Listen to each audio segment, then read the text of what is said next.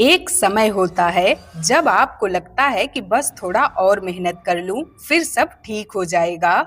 एक और exam clear कर लूं, एक और जॉब मिल जाए, एक और प्रमोशन, एक और स्टार्टअप आइडिया, फिर लाइफ सेट हो जाएगी। लेकिन कभी-कभी जब सब कुछ मिल जाता है, तब भी हमारे अंदर एक अजीब सा खालीपन रह जाता है। जैसे सफलता मिल गई पर सुकून कहीं खो गया। आप लोगों के बीच तो होते हो पर अलग महसूस करते हो। जैसे रोज सुबह 7 बजे के अलार्म के साथ उठते हो, जिम जाते हो, ऑफिस भागते हो, शाम को थक कर घर लौट आते हो और रात में फोन पर रील स्क्रॉल करते करते सो जाते हो। या सोचते हो, क्या मैं सही रास्ते पे हूँ? क्या ये सब असल में किसी काम का है? इस वीडियो में हम इन्हीं सवालों का जवाब ढूंढने की कोशिश करेंगे। ये वीडियो बोरिंग हो सकती है, लेकिन अगर आप भी कभी इस कंफ्यूजन से गुजरे हो, तो शायद ये वीडियो आपकी जिंदगी बदल सकती है। तो ये वीडियो अपनी रिस्क पे देखें।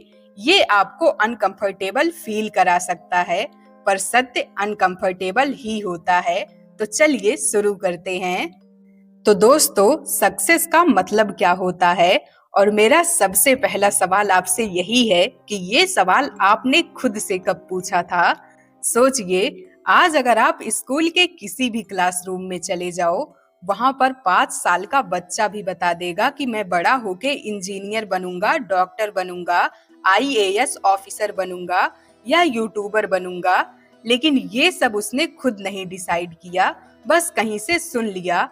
हमारे देश में सफलता एक चेकलिस्ट जैसा बन गया है। 90% लाओ, नीट या आईआईटी क्रैक करो, बढ़िया कॉलेज में जाओ, एमएनसी ज्वाइन करो, सरकारी नौकरी करो या फिर स्टार्टअप लॉन्च करो। इसके बाद शादी करो, घर लो, कार लो और फिर रेस में लगे रहो।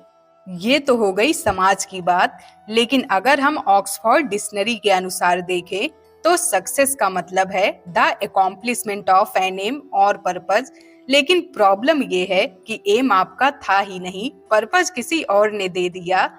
तो जब आप उस गोल तक पहुंच जाते हो, तो भी आपको सेटिस्फैक्शन नहीं मिलता। लेकिन आज की दुनिया का सच ये है कि आज सक्सेस का मतलब बन गया है कंपैरिजन।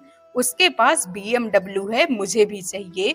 वो 30 की उम्र में सीईओ बन गया, मैं क्यों नहीं? ये रेट रेस कब शुरू हुई किसी को याद नहीं।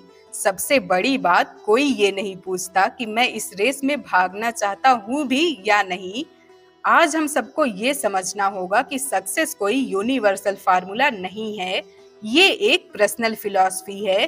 किसी के लिए सक्सेस अपने गांव में स्कूल बनाना हो सकता है, किसी के लिए हिमालय जाके शांति से रहना और किसी के लिए सक्सेस सिर्फ एक दिन अपने सपने को लिखना हो सकता है। तो दोस्तों, पहला स्टेप ये नहीं है कि तुम सक्सेसफुल बनो, पहला स्टेप ये है कि तुम डिसाइड करो कि सक्सेस तुम्हारे लिए क्या है। समाज को या किसी और को नहीं बताना, अपने आप को बताना है। और जब आप खुद से ये सवाल पूछते हो, तो एक और सवाल उभर कर आता है कि अगर जिंदगी का मतलब ही नहीं क्लियर, तो एम्बिशन का क्या मतलब? यहीं से आता है एग्जिस्टेंशियल क्राइसिस। एक ऐसी स्टेट जहां आपको लगता है कि मैं जो कर रहा हूं उसका कोई असली मतलब नहीं है। और इसी सोच से जन्म लेती है एग्जिस्टेंशियलिज्म, यानी अस्तित्ववाद। ये फिलॉसफी कहती है कि जिंदगी का कोई प्री डिफाइंड पर्पस नहीं होता, ना तो भगवान ने दिया, ना तो सोसाइटी ने लिखा।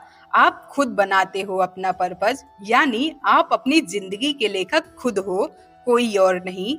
जीन पॉल सार्त्रे ने कहा था, एग्जिस्टेंस प्रीसिडिसेशंस, यानी पहले आप दुनिया में आते हो और फिर डिसाइड करते हो कि आप कौन हो। कोई भी जन्म के साथ आपको लेबल नहीं देता कि ये बच्चा इंजीनियर बनेगा, सीईओ या डॉक्टर बनेगा। वो सब आप खुद डिसाइड करते हो। एल्बर्ट कैमू, एक और एग्जिस्टेंशियल फिलोसोफर, कहते हैं, लाइफ इज एब्सर्ड। इसका मतलब ये नहीं है कि लाइफ मीनिंगलेस है, बल्कि ये है कि लाइफ में इनहेरेंट मीनिंग नहीं होता। लाइफ का मीनिंग आपको खुद खोजना पड़ता है, वो भी हर दिन। और जब आप ब्लाइंडली किसी और के सपने को चेज करते हो, तभी लगता है कि सब कुछ पॉइंटलेस है और लाइफ मीनिंगलेस है। एग्जिस्टेंशियल क्राइसिस तब और गहरा हो जाता है जब आप अचीवमेंट के लूप में फंस जाते हो। गोल बनाते हो, अचीव करते हो, खुशी होती है, फिर खालीपन, उसके बाद नया गोल, फिर वही साइकिल।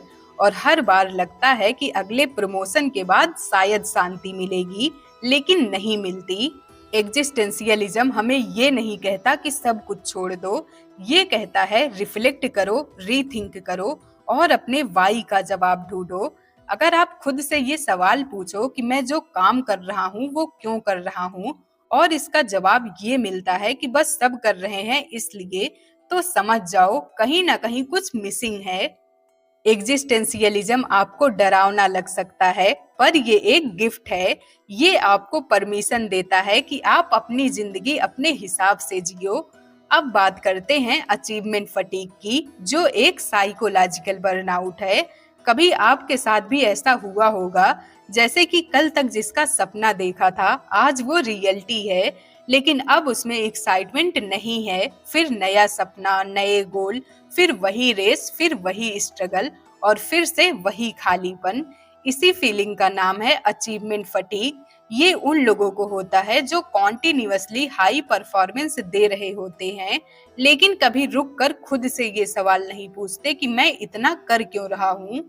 अचीवमेंट फटीग एक अजीब सा पैराडॉक्स है। आप सक्सेसफुल हो, लोग कहते हैं वाह क्या लाइफ है, लेकिन अंदर से आप फील करते हो बस और नहीं। लेकिन इसे कहना मुश्किल होता है, क्योंकि कौन सोचेगा कि विनर भी कभी थक सकता है। सोशल मीडिया और हसल कल्चर ने हमें एक ऐसे ट्रैप में डाल दिया है जहां पर प्रोडक्टिविटी को पूजा जाता है। हर दिन हमारा गोल होता है कुछ नया अचीव करना, और अगर वो नहीं होता तो हमें गिल्ट होता है।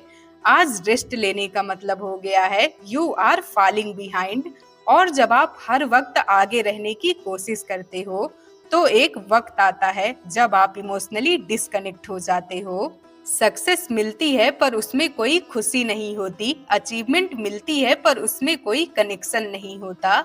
ये वही फीलिंग है जब लोग कहते हैं कि मैं तो लूप या ऑटो पायलट पे जी रहा हूँ। तो दोस्तों, achievement fatigue is not about laziness, it is about meaninglessness. आप हार्ड वर्क कर रहे हो, लेकिन आपको उस काम का डीपर पर्पस समझ नहीं आ रहा। कोई भी अलाइनमेंट नहीं है आपके गोल्स और आपके वैल्यूज के बीच। हर गोल बस एक चेक बॉक्स बन गया है, टिक करो, मूव ऑन करो, लेकिन सोल सेटिस्फैक्शन बिल्कुल जीरो। एक हार्वर्ड स्टडी कहती है people who achieve a lot but never reflect often spiral into emotional burnout. और ये सबसे ज्यादा होता है उन लोगों के साथ जो हाई अचीवर्स कहलाते हैं। ये तो हो गई प्रॉब्लम की बात। अब आइए जानते हैं कि कैसे आप अपने एम्बिशन को फिर से रिक्लेम कर सकते हो और एक सफल जिंदगी जी सकते हो, जिसमें से सबसे पहला स्टेप है पॉज लेना, यानी रुकना, वो भी बिना गिल्ट के, क्योंकि जब तक आप रुकोगे नहीं आप देख ही नहीं पाओगे कि आप भाग कहाँ रहे हो। आज हम सब इनपुट ओवरलोड में जी रहे हैं। स्क्रीन, नोटिफिकेशन, एक्सपेक्टेशन, सब कुछ इतना तेज है कि हमारी खुद की सोच कहीं दब गई है। कभी कभी शांति में ही सही जवाब मिलते हैं। दूसरा स्टेप है अपना वाई दोबारा ढूंढो। साइमन सिनेक का एक पावरफुल आइडिया है स्टार्ट विथ वाई। मतलब आप जो भी काम कर रहे हो उसका वाई समझो, क्योंकि जब आप अपने गोल्स के पीछे का असली इमोशन समझते हो, तब आप सैलो एम्बिशन से रियल पर्पस की तरफ शिफ्ट करते हो। तीसरा स्टेप है कंपैरिजन बंद करो। आज कंपैरिजन ने हमें अपने आप से दूर कर दिया है। आप किसी और की हाईलाइट रील से अपनी रॉ लाइफ कंपेयर कर रहे हो। उसने 25 की उम्र में स्टार्टअप बेच दिया, वो ट्रेवल कर रहा है, मैं स्टक हूँ।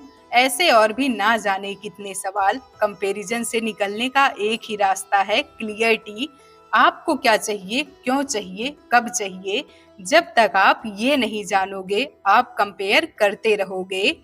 चौथा स्टेप है रीडिफाइन सक्सेस। सक्सेस कोई यूनिवर्सल फार्मूला नहीं होता, वो एक इनर डिफिनीशन है। अगर किसी के लिए सक्सेस का मतलब है 1 करोड़ रुपए, तो किसी के लिए 1 घंटे अपने परिवार के साथ बिताना ये उसका सक्सेस हो सकता है।